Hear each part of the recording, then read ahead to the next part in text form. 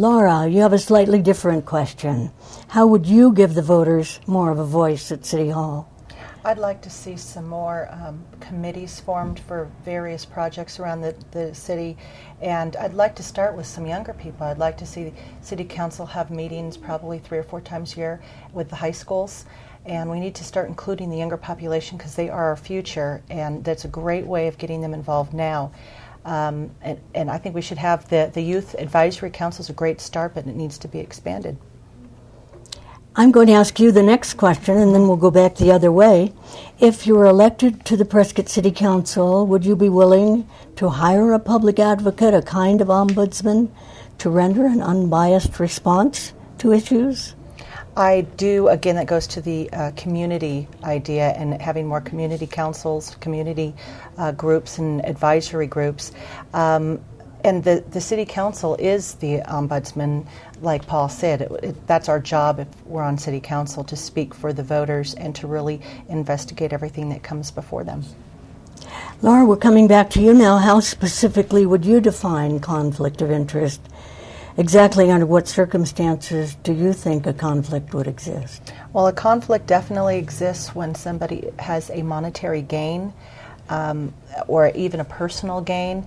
If there's going to be, say, road work done and it's pushed for somebody's street or whatnot, and it's where they live ahead of another community street that might be in more need of road work. So things like that are a conflict of interest. Specifically, the financial gain is a concern of mine. As a real estate person in town and having a real estate company, I will have to be careful of if I have a client that's bringing a project to the city and I'm representing that client, I cannot honestly vote on that project. So I would have to recuse myself from certain situations and be aware of that. Laura, in your view, does growth produce more revenue and outweigh the benefits of a community with more open land? Explain. Growth and open land go together. You need the open spaces so people have a place to enjoy. Look at New York City and Central Park. That is a place people go to take that breath of semi-clean air in a large city, and they can go jog. They can have that connection to nature. We all have a human instinct to lean towards nature, and it just refreshes us to keep on with our busy lives. So the open space is extremely important. And properly planned open space will have a properly planned growth.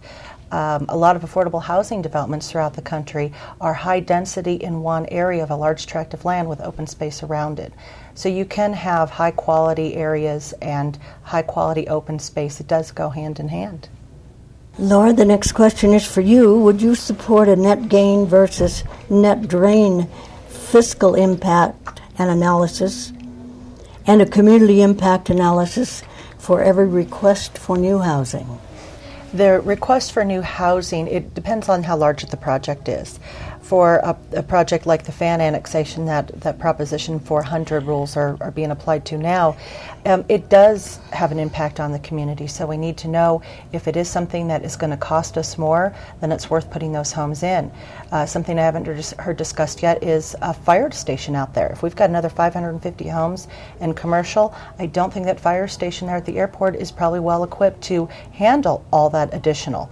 So that's going to be a drain on the city to build another fire department station out there. So it's very involved.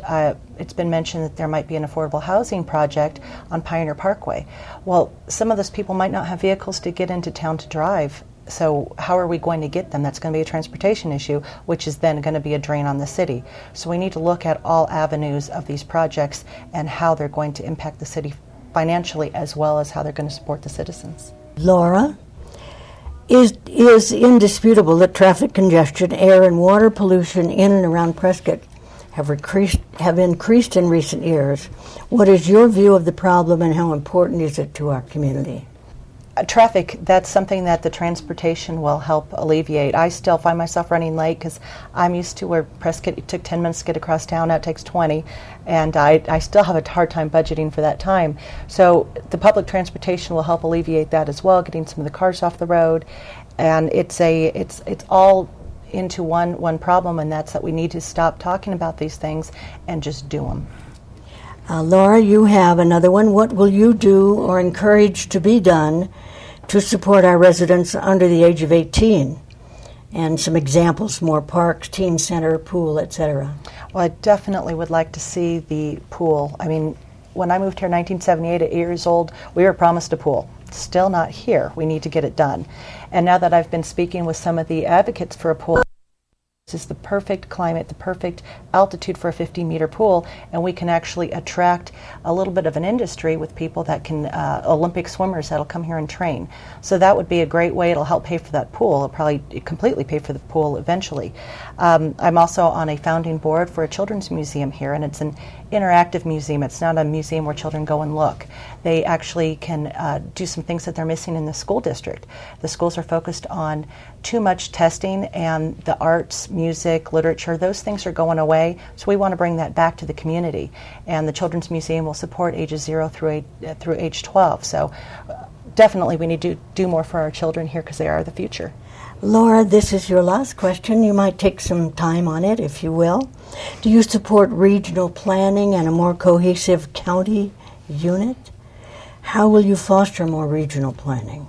I would definitely like to see more regional planning, and that's across the board on almost every subject, be it transportation, open space, trails, even down to who should have what type of retail store. Each town is going to grow a little bit different, have a little bit different focus, and it would be nice to have more of a planned idea of who's going to get the next Lowe's or the next Walmart without fighting over it.